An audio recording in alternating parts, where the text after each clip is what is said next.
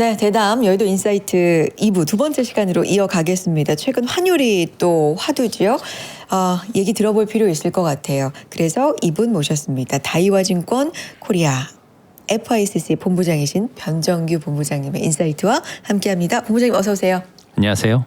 오랜만에 뵙습니다. 네, 안녕하세요. 바쁘시죠? 뭐 일이 있으니까요. 좋다고 생각합니다. 바쁘시지만 또 즐겁게. 네. 변정규 본부장이 한창 바쁘시지만 더 바쁘실 때는 환율에 뭔가 또 환의 변화가 있다. 그러면 더 바쁘실 것 같아요. 그게 혹시 요즘인가요? 네, 환율도 네. 많이 변했고요. 네. 또 이제 그 금리 격변기라고 표현할 수도 있을 것 같아요. 이제 앞으로 미국 FOMC에서 또 이제 그 필두로 해서 이제 한국은행의 기준금리 기조도 좀 바뀌지 않았어요. 이런 것들이 이제 앞으로 외환뿐만이 아니라 뭐 기준금리 이게 기준금리가 또 시중금리에 영향을 주고요. 좀 이따 보시겠지만 이제 한미 금리 차가 조금 줄어들긴 했는데 시중금리 차는 정말 많이 줄었습니다. 그래요? 아까 환율이 왜 이렇게 떨어졌어? 네. 이렇게 하잖아요. 네. 제가 이따가 그 그래프를 하나 보여드릴게요. 그러면 기대됩니다. 금방 이해가 네. 되실 겁니다. 알겠습니다. 그러면 바로 좀 들어가 볼 텐데 말씀해 주신 것처럼 최근에 달러원 환율이 뭐 장중에 1,560원 뭐 이렇게 넘어서기도 하고 진짜 이게 뉴노멀이다 이런 얘기 참 많이 했는데 급락세를 보였고요. 지난해 10월 이후 최저치 장중에 1,410원대 초반 뭐 이렇게도 지금 내려가기도 했었습니다. 1,420원 전후로 해서 지금 좀 움직이고 있는 것 같아요.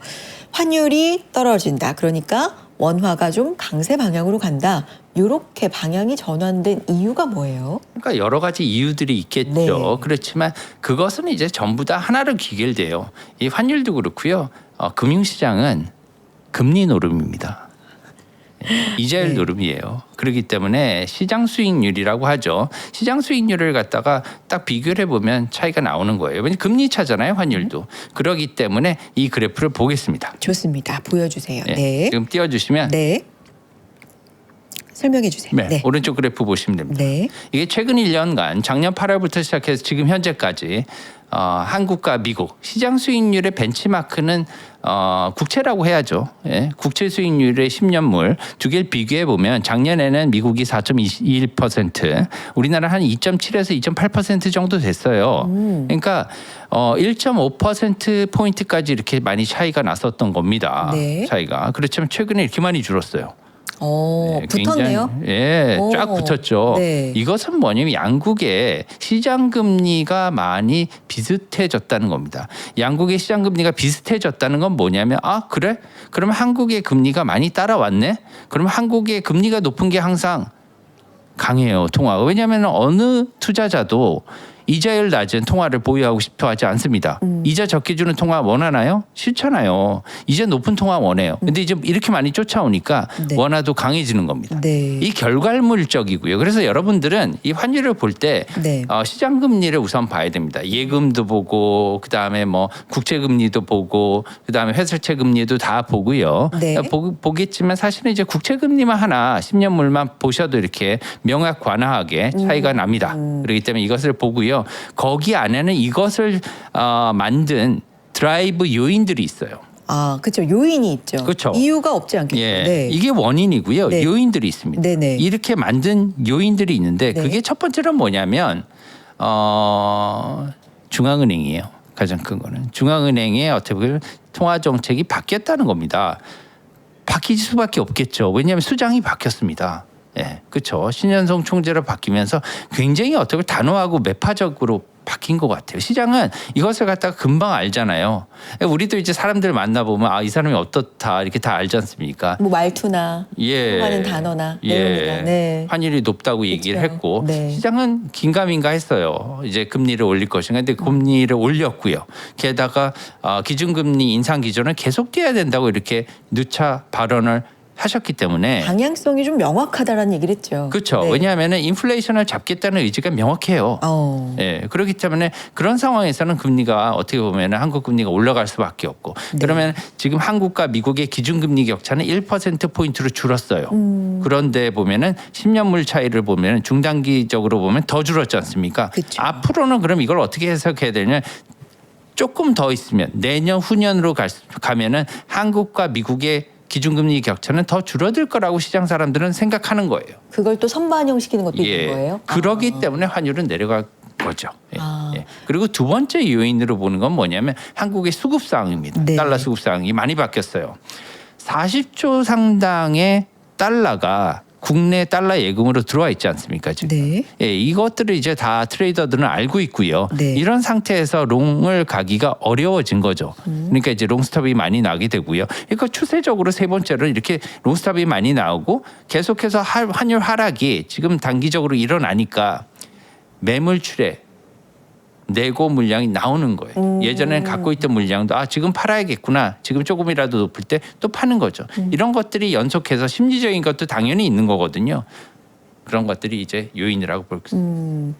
그러면 앞으로 지금 1,410원, 뭐 20원 요 사이 더 떨어질 가능성도 좀 열어둬야 된다고 보세요? 뭐 단기적으로는 네. 한 20원 정도는 열어둘 수 있습니다. 그럼 1,300원대까지도? 뭐 일시적으로 내려갈 수는 있겠지만 기본적으로 1,400원대 환율은 좀 공고하다고 봐요. 예. 왜 그러냐면 지금 아직도 이제 물량이 있어서 그런데 지금 이제 달러 아직 해소되지 않은 물량이 있지 않습니까? 네. 그런 것들이 수급 물량이 많이 있고요. 게다가 한국은행의 기준금리가 사실은 이번에 올리지 않더라도 10월 달에는 올린다는 생각이 굉장히 우세해요. 그렇게 되면 징검다리 인상이 있고요. 네. 뭐 연속이 아니라도 그 정도만 해도 어떻게 보면 굉장히 많이 기존과는 많이 바뀐 거거든요. 그런 것들을 반영해 볼 때 지금 이제 그 1,400원대로 밑으로 일시적으로 갈 수는 있어도 지금 엔화가 굉장히 어떻게 보면 주체할 수 없을 정도입니다.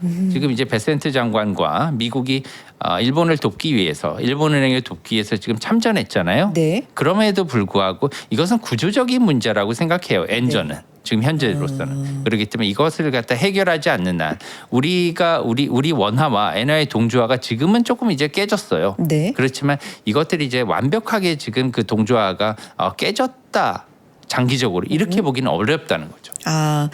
그러니까 원화와 엔화가 한동안 좀 비슷하게 커플링이라고 하기도 하고 뭐 프락시처럼 이렇게 움직이기도 했는데 이게 좀 깨졌는데 완전히 방향성이 깨졌다고 보긴 어렵다라는 말씀이신데 엔화 얘기를 좀 그럼 지금부터는 해볼게요. 어떤 얘기부터 해볼까요? 엔화 지금 주체할 수 없다라는 표현을 본부장님 써주셨거든요. 어떤 면에서 주체할 수 없는 거예요? 무슨 표현이에요? 그거는 어떤 상황입니까 지금? 주체할 수 네. 없다고 네. 얘기할 수도 있고요. 네. 게다가 지금 엔화의 상황이 네. 좀 어떻게 보면은 많이 힘든 상황이다. 일본으로 볼 때는. 그러니까 엔화가 약하다. 약세로 엔저가 가고 있다. 지금 엔저. 엔저는 어제 오늘 일은 네. 아니잖아요. 네. 지금 수년 동안 이렇게 약해진 상황이고요. 2021년 당시 코로나 바로 뒤에 당시에 일본 달러 엔 환율이 100에서 110엔 사이였어요. 지금 5년 전까지만 해도 100에서 110엔 사이였단 말이에요. 네. 이게 지금 160엔도 감당하기 어려운 수준으로 계속 올라가는 상황입니다. 네. 지금 어떻게 보면 5년 동안에 50% 정도가 평가 절하가 된 거잖아요. 가치가 떨어진 거죠. 예. 네. 일본 사람들로 볼 때는 해외 여행을 할 때 50%를 5년 전보다 더 내야 되는 상황. 어떤 수입품을 살 때 예전보다 1.5배 비싸진 겁니다. 인플레가.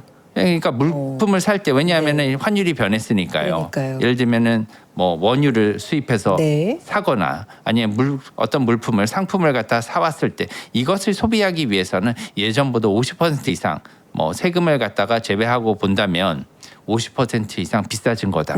거기에 예를 들면은 뭐 부가세나 이런 것들을 더 넣는다면 훨씬 네. 더 비싸지게 되는 거죠.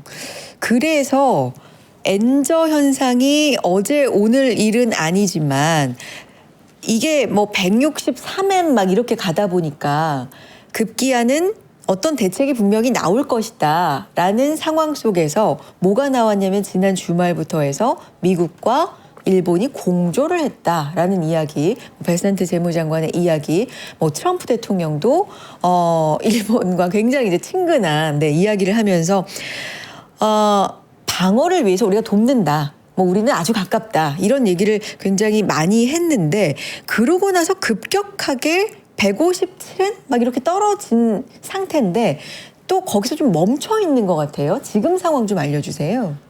개인적으로 생각할 때는요. 네. 지금 이렇게 너무 많이 떨어진 상황은 아니라고 봐요. 아, 그래요? 사실 이 두 나라가 뭐 서로 공조해서 네. 개입을 한 상황입니다. 네. 실개입이죠. 이제 개입에는 구두 개입이 있고요. 엄포만 놓는 거죠.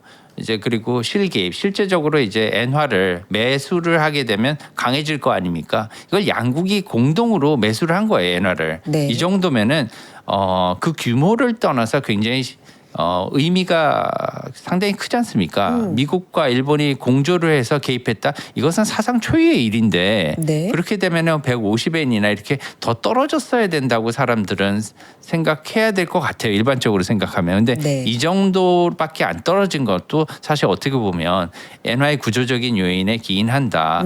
앞으로 이제 엔화는 다시 올라갈 수밖에 없지 않느냐 이렇게 생각이 들 수 있을 어떻게 보면은 뭐 요인도 된다고 봅니다.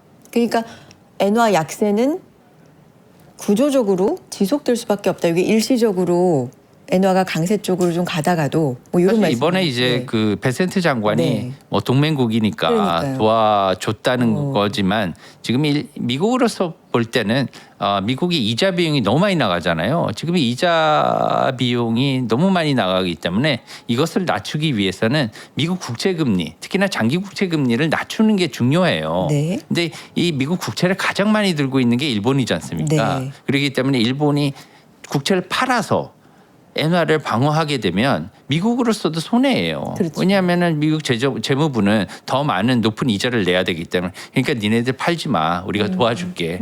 그리고 뭐 피마 레포라는 것도 얘기했었잖아요. 그것은 뭐냐면 담보부 대출이에요. 이제 채권을 담보로 우리나라 연준에 와서 채권, 뭐 트레저리 맡기고 그냥 빌려라, 팔지 말고 이렇게 유도하는 거죠. 그게 이제 네. 윈윈 전략인 거죠. 미국으로서도 그게 도움이 되기 때문에 그렇게 한 거고요. 다만 이번에 좀 약간 특이한 건 뭐냐면 유로화를 사용해서 엔화 방어에 나섰다는 겁니다. 달러가 아니라. 예. 네. 이게 의미가 좀 있는 게 뭐냐면 네. 오늘 발표가 났는데 저는 이제 라가르드 총재나 유로 중앙은행하고 사전에 교감이 있었을 것으로 생각했어요. 근데 이게 안 됐다고 나온 겁니다. 아, 그래요? 예, 이게 좀 오늘 뉴스에 나온 거 보면 유로 중앙은행이 좀 뭐 어떻게 보면 불편한 징기를 나타낸 것으로 이렇게 뭐 뉴스가 나오더라고요. 미리 얘기를 하지 않았다고. 이제 집행하고 난 다음에 알았다는 것 같아요. 그렇게 되면 뭐냐면 일본이 훨씬 더 큰 동맹국이라는 표현이잖아요. 유로존에 비해서. 이런 것들에 대해서는 어떻게 보면 조금 앞으로 엔화 방어에 있어서 미국이 그래도 더 많은 어떻게 보면 신경을 쓸 것이다. 이런 생각도 이제 가능하게 하는 부분이다. 이것들이 이번 이제 개입이 처음 일어났지만 앞으로 이게 처음이 아닐 가능성은 이제 높아지는 거죠. 이게 그러면 유로화로 개입한 게 추측이지만 의도는 뭐라고 보세요, 그럼 본부장님? 이제 유로화를 네. 건드리는 건 뭐냐면 네. 그 달러화를 건드리게 되면 이건 이제 국내 통화잖아요. 이제 국내 통화이기 때문에 달러화를 건드리게 되면 유동성에도 영향을 주겠죠. 미국 왜냐하면 입장에서? 그럼요. 네. 이제 주겠고 게다가 이제 유로화 같은 경우에는 외화 보유고잖아요. 미국 입장에서 외화 보유고를 건드리는 거는 국내 자금을 건드리는 것보다 쉽습니다. 그렇잖아요. 어차피 이제 미국의 뭐 연준이 보유하고 있는 것을 풀어서 다른 통화를 산다는 거는 그걸 갖다 하나 교체 매매밖에 안 되니까 상당히 쉽게 생각할 수 있고요. 효과적인 면에서도 그렇게 나쁘지 않아요. 물론 달러를 팔아서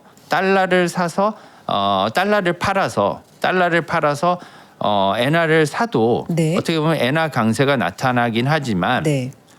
유로화를 팔아서 엔화를 사도 똑같이 엔화 강세가 나타나는 거거든요. 게다가 유로화 같은 경우에는 달러 인덱스의 57%가 넘습니다. 가중치가. 네. 그렇기 때문에 달러 인덱스를 움직이는 면에서도 달러 자체를 파는 것보다 유로화를 파는 게 달러 약세를 원하지는 않으니까 달러 약세를 조금 더 그래도 경감시키는 그러한 효과가 있어요. 왜냐하면 57%니까 달러 자체를 파는 것보다는 달러 약세를 그렇게 많이 일으키지 않을 수가 있습니다.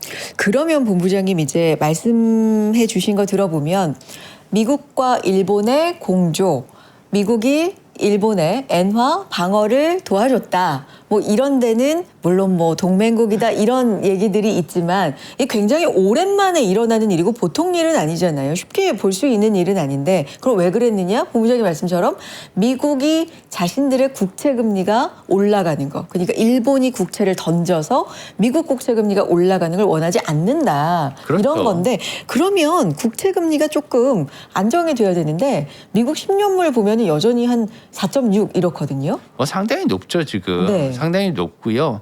이것은 이제 여러 가지 이유가 있는데 지금 뭐 양국의 뭐 대통령 총리가 다들 비슷한 양상을 띠고 있어요. 지금 이제 케빈 워시 의장을 앉힌 분이 이제 트럼프 대통령이잖아요. 트럼프 대통령이 계속해서 금리 내려라. 맞아요. 그것 때문에 파월 의장이 사실 그만둔 거지 않습니까? 금리를 네. 안 내려서. 네. 예. 그런데 이제 이번에 이제 케빈 워시 의장이 굉장히 어떻게 보면 입을 자물쇠처럼 닫고 있어요. 예, 자기의 스탠스를 얘기를 안 하고 있지 않습니까?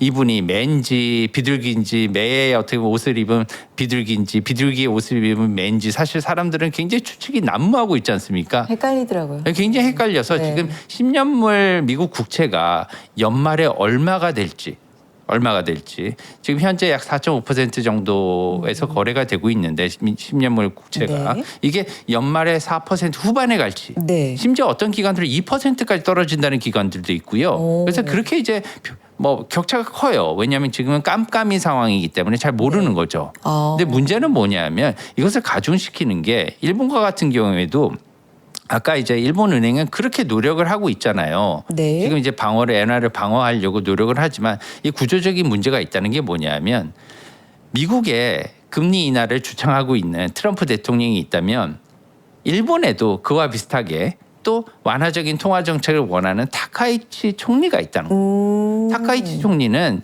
금리 빨리 올리는 거 원하지 않으세요, 이분도. 지금 계속해서 지난주에는 어떤 얘기를 했냐면 일본은 과거의 디플레이션에서 완전히 벗어났다고 생각하지 않는다 이런 발언을 했어요. 어떤 뜻일까요? 왜냐하면 일본은 지금 과거 디플레이션에서 뭐 아주 오랫동안 잃어버린 네. 뭐 30년 막 그렇죠. 이렇게 얘기했잖아요. 네. 거기서 이제 완벽하게 벗어나지 않았다. 그러면은 이제 어떻게 보면은 자극적인 그런 통화 정책을 써야 된다는 거예요. 그러면은 금리 인상을 조금 느리게 하더라도 용인은 하겠지만 느리게 해야 된다는 거예요. 그래서 1%까지 올라온 지금 기준금리를 네. 더 빨리 올리는 데는 자기는 반대한다고 이렇게 간접적으로 시사한 겁니다. 아. 그렇기 때문에 일본은행도 빨리 올리기가 힘들겠죠. 눈치 보이겠잖아요. 금리 인상을. 예. 그렇죠. 그렇기 때문에 여기에 대해서 뭐 카타야마 뭐 재무상도 그렇고 게다가 이제 일본은행도 그렇고 지금은 이제 빨리 금리 인상을 갖다 할 수 있는 그런 모멘텀이 조금 힘든 그런 상황이에요. 게다가 또 어떤 일이 있냐면 지금 들으셨죠? 소비세 인하.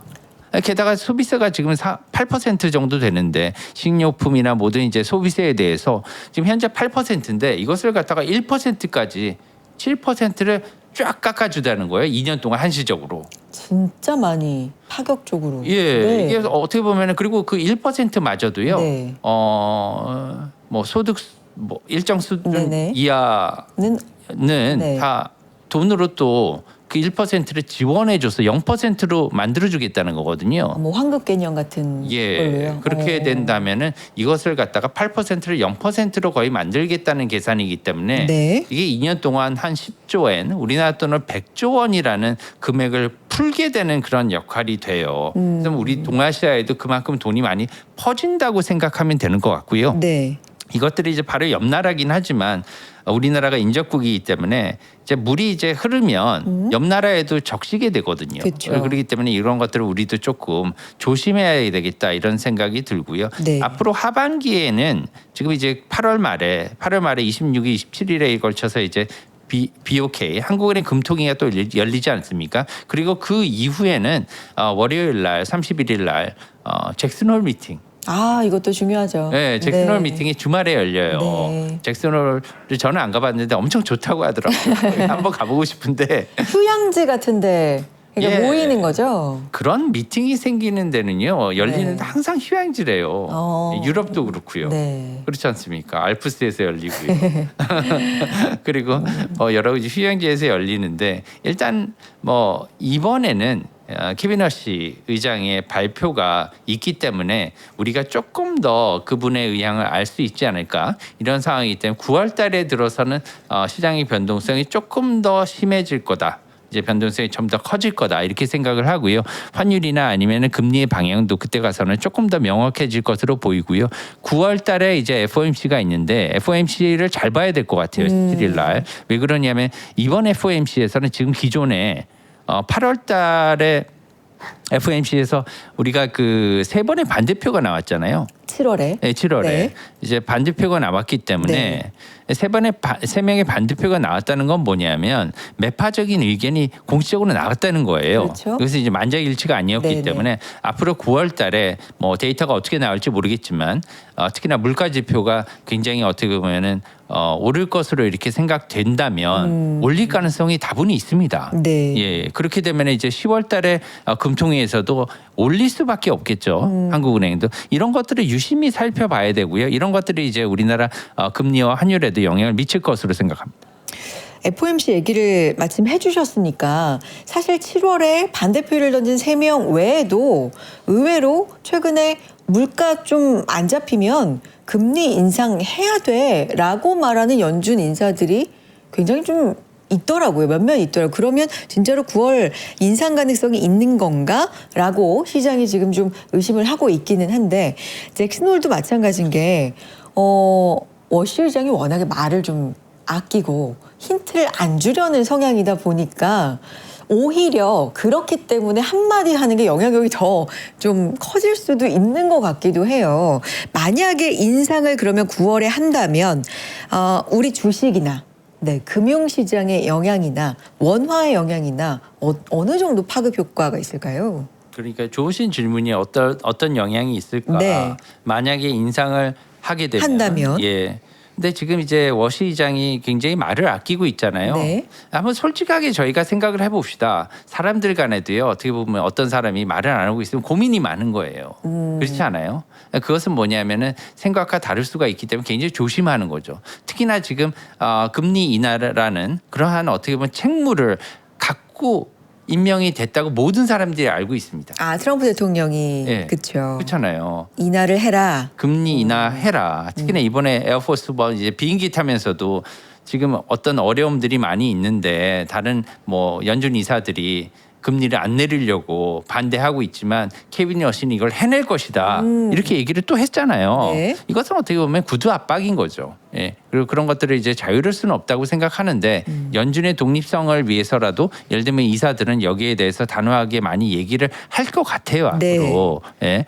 그렇게 된다면은 금리 인하가 금리 인상이 만약 물가가 그에 상응하는 데이터가 나온다면 금리 인상을 할 수 있는 가능성이 저는 높아졌다고 생각합니다. 왜 그러냐면 그것을 케빈 러시 의장이 혼자서 막을 수 있을 것인가. 왜냐면 이렇게 공개적으로 계속 얘기를 하는데 네. 그렇게 되면은 금리 인상을 하게 된다면 우리나라에도 영향을 많이 미칠 거라고 생각해요. 네. 우선 아까 제가 말씀드렸듯이 10월 달에 네.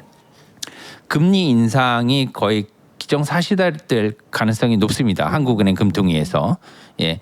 그렇게 되면은 이제 한국과 미국의 기준금리 차이가 이제 계속해서 1% 내에서 잡아두는 그런 결과가 나올 거예요. 왜냐하면은 지금 이제 그 현재 1%의 기준금리 격차가 있습니다. 역전폭이 한국과 미국에. 그런데 이 상황에서 지금 미국이 조금 더 인상을 해요. 그래서 인상을 해서 지금 4%까지 기준금리 상단 기준 네. 연준의 기준금리 연방그 기준금리가 4%로 올라간다. 그렇게 되면은 지금 현재 우리나라는 2.75%이기 때문에 네네. 기준금리가 1.25%로 벌어지게 되잖아요. 그렇죠. 그렇지만 지금 신현성 총재께서도 계속해서 매파적인 얘기를 하셨고 기준금리 인상 계속돼야 된다고 하기 때문에 사람들은 그때 가면 10월 달에 그러면 한국은행은 기준금리 인상을 할 것이다 이렇게 거의 기정사실화할 가능성이 굉장히 높습니다. 그렇게 되면 시장은 이제 환율에 있어서 조금 올라가겠지만 생각보다 예전처럼 막 이렇게 막 20원, 30원씩 막 며칠 동안 올라가는 그런 상황은 연출되지 않을 거라고 생각해요. 다만 한국에 있어서는 이제 기준금리 인상이 있더라도 1,400원대의 환율은 계속해서 지지가 될 것으로 저는 생각하는 이유가 그겁니다. 네. 그래서 이제 환율은 그 정도로 지지가 될 거고요. 네. 주식 시장에 주는 영향도 생각보다 클 수가 있다고 생각해요. 네. 저는 이제 삼성전자나 이제 하이닉스 반도체에 어떻게 보면은 모멘텀, AI 모멘텀은 계속 간다고 생각하지만 네. 이제 그 매크로적인 측면에서 본다면 시기적으로는 그렇게 좋지는 않다고 생각해요. 금리 인상이 네. 금리 인상이 아주 좋은 건 아니죠. 왜 네네. 그러냐면 투자를 많이 해야 되는데 거기 조달 금리를 올라가게 하는 그런 상황을 연출하기 때문에 그에 대해서는 상응이 한 어떻게 보면 여러 약간의 조정은 있을 수 있다 이렇게 보고요. 금리 측면에서도 시장 금리가 이제 계속해서 올라가는 그런 상황이라 결국에는 저는 미국 금리 기준으로 예전에 장단기 금리 역전이라는 표현 많이 들으셨잖아요. 장단기 금리 역전은 곧 뭐 1년 후, 2년 후에 뭐 침체를 의미한다. 뭐 약간 이런 네. 침체라고 제가 그렇게까지 얘기하지 않겠습니까? 네. 다만 이제 미국 금리가 장단기 금리가 역전되는 상황이 나타날 수가 있다는 네. 거예요. 그걸 대비를 해야 된다는 겁니다. 하반기에. 왜 그러냐면 단기 금리가 치고 올라가게 되면 네. 치고 올라가게 되면 장기 금리는 많이 안 오르는 상태에서 상대적으로 많이 올라가게 되면 일시적으로 장단기 금리가 단기 금리 2년짜리 3년짜리 단기 금리가 10년물, 20년물 장기 국채 금리보다 더 일시적으로 올라가는 그런 상황이 연출될 수 있고요. 네. 이렇게 되면 시장은 조금 이제 둔화가 되는 거 아닌가 이런 신호로 받아들일 수도 있기 때문에 그것을 이제 우리는 염두에 두고 미리 준비하면은 다치지 않습니다. 미리 준비를. 근데 이제 말씀 중에 삼성전자, 하이닉스 얘기를 또 해주시니까 귀가 또 번쩍 뜨여 있는데 그 금리 인상. 장기적으로는 저는 이제 네. 긍정적으로 좋게 봐요. 네. 근데 이제 금리 인상 이슈가 나오면 물론 주식시장이 그거를 굉장히 달가워하는 이슈 방향은 아니지만 또 하나 보는 게 지금 미국의 하이퍼스케일러 투자가 계속되는지 투자도 계속돼야 되는데 수익도 냈으면 좋겠다. 이게 우리 주식시장에서는 좀 바라는 거잖아요. 그리고 우리한테는 낙수 효과가 건강하게 또 있었으면 좋겠다는데 금리가 올라가면 빚을 내서 투자를 만약에 하고 뭐 채권 발행을 하고 이런 부분에 부담이 생기면 거기 주가도 눌리고 그럼 우리한테도 영향이 있지 않을까. 요런 이제 연결고리가 있는 거잖아요. 요런 거는 조금은 타격이 있을 수 있다라고도 단기적으로는 보시는 거예요? 조금 영향이 있다. 타격보다는 영향이 있다고 봅니다. 최근에 사실 어떻게 조정이 일어났었잖아요. 네. AI 산업 전반에 걸쳐서 주가 기준 맞아요. 조정이 일어났었던 가장 근본적인 원인이 말씀드린 어떻게 보면 이게 현금 흐름이 맞아요. 실적이 뒷받침되느냐? 예전에는 이제 투자를 많이 이제 유치를 하면 그거에 따라서 주가가 많이 올라갔잖아요. 맞아요. 이제는 선별적으로 이제 살아남는 기업과 어떻게 보면은 좀 도태될 기업도 있을 것 같고요. 거기에 따라서 이제 현금 흐름도 좀 차이가 날 것 같다. 이런 어떻게 보면 투자자들의 생각이 일어나기 시작했다고 보고요. 네. 다만 최근에 어떻게 보면 AI나 하이퍼스케일러들의 그런 실적은 굉장히 좋은 상황입니다. 근데 매출도 많이 올랐고 특히나 데이터 센터 같은 것을 본다면 최근에 샌디스크나 이런 경우에는 매출이 10배 이상 올랐지 않습니까? 네. 게다가 평균 이익률도 30%를 상회하고 있거든요. 이런 것들은 굉장히 좋은 모멘텀이라고 봐요. 그렇지만 최근에 이제 이런 AI 기업들의 주가가 일시적으로 조정을 받은 거에 대해서는 이 조달 금리가 조금 높아진 그런 상황들이 영향을 미쳤다는 거죠. 왜냐하면 CDS라고 하는 어떻게 보면 이제 신용 가상 금리가 뭐 부도 위험 같은. 네네. 신용 부도 네. 수합이죠. 네네네. CDS 같은 경우. 네. 신용 부도 수합이라고 읽지만 사실 어떤 가상 금리라고 이해하면 됩니다. 회사마다 신용 상태가 다르잖아요. 네. 신용 상태가 다른데 가상 금리 수준이 AI 기업들이 많이 좀 올랐어요. 이것들이 이제 많이 올랐고 최근에 이제 뭐 40bp 0.3% 정도의 가상금리를 가지고 있던 5년 CDS 기준 뭐 예를 들면은 엔비디아나 이런 기업들도 이제 뭐 0.8% 이렇게 2배 이상 오른 상황이 연출이 됐었어요. 얼마 전에. 엔비디아 같은 기업이. 예, 엔비디아도 그렇고 뭐 조금씩 다르지만 이제 다소 차이는 있지만 전체적으로 조금씩 많이 오르는 그런 모습을 보였습니다. 네. 올랐어요. 이런 것들이 이제 조달금리 상승이 왜냐하면은 조달금리가 조금이라도 오르게 되면 AI 기업들 뭐 특히나 이제 데이터 센터도 많이 지어야 되고요. 게다가 반도체 가격도 많이 올랐고요. 지금은 이제 그래서 여러 가지로 이제 투자가 많이 일어나야 되는데 조금이라도 이걸 다 이제 돈을 갖다가 자기 돈을 쓰는 건 아니지 않습니까? 투자를 받아야 되고 빌려야 되고 그런 상황에서 조달금리가 조금이라도 올라가면 영향이 굉장히 커진다는 거죠. 물론 영업이익률이 지금은 굉장히 큽니다만. 알겠습니다. 지금 뭐 금리에 대한 부분 그리고 그게 빅테크 우리나라 주식에도 영향을 미치는 부분에 대해서 좀 들어봤고요. 조금 돌아가 볼게요. 왜냐하면 이제 환율 얘기를 앞에서 했었었는데 저희 최근에 본부장이 엔화 얘기하면서 딱 어떻게 또 그 이슈가 미국하고 일본하고 공조해서 엔저를 방어한다 뭐 이런 이슈가 나온 게 8월 초 딱 이랬기 때문에 딱 2년 전에 엔캐리 트레이드 청산 이슈 때문에 시장이 굉장히 충격을 받았던 그 딱 2년 만에 이런 이슈가 또 나와서 엔캐리 트레이드 청산에 대한 기억이 좀 다시 좀 살아나서 시장에서 이 부분에 대해서는 그러면 어떻게 되는 겁니까 지금 상황이? 이제 2024년 제가 네. 정확히 기억하면 2024년 4월일 거예요. 그때 당시 엔화가 달러엔 환율이 달러당 140엔대까지 쭉 떨어졌었거든요. 네. 쭉 떨어지면서 이제는 뭐 조만간 130엔대, 120엔대 떨어지는 거 아니냐 이런 어떻게 보면은 우려가 많았어요. 충격이. 왜 그러냐면 지금 우리가 사용하는 그 뭐 돈 있지 않습니까? 세계에서 그 글로벌 기업들은 지금 세계적으로 이제 글로벌 자금을 수여를 하잖아요. 네. 왜냐하면 달러로 뭐 채권을 발행하기도 하고 국내에서 원화로 우리가 빌리기도 하고요. 뭐 여러 가지 통화로 뭐 사무라이를 발행하기도 하고 이렇게 다양합니다. 글로벌 기업들. 왜냐하면 지금 글로벌 세상이기 때문에. 그렇죠. 그래서 그 중에서 가장 싼 돈을 쓰는 거죠. 네. 그런데 지금 세상에서 가장 싼 돈은 엔화예요. 그래요? 세상에서 제일 싼 돈이에요? 엔화가 금리가 제일 낮으니까. 그러니까 물론 기준금리가 1%잖아요. 주요 통화 중에서는. 네. 물론 장기로 가면 더 많이 높아지지만 단기적으로 본다면 금리가 제일 싼 거예요. 그렇기 때문에 엔화를 많이 사용하고 있죠. 다만 일본 은행들이나 돈놀이라고 할게요. 돈놀이를 하는 이런 금융기업들은 돈을 빌려줄 때 일본에 내에서 돈을 빌려주게 된다면은 예대 마진이 얼마 안 되잖아요. 왜냐 1%뭐 조금 넘는데 거기서 많이 붙여봤자 뭐 대출 금리가 많이 못 올라가지 않습니까? 그렇죠. 금리가 높은 나라에서 이것을 빌려줘야지 예대 마진이 커요. 그렇기 때문에 해외에 나가서 이것을 빌려준다는 겁니다. 네. 그게 바로 기업들과 은행들과 개인들의 엔캐리가 된 거예요. 개인들은 해외에 나가서 뭐 해외 주식을 사고요. 왜냐하면 국내 주식이 잘 안 올랐으니까.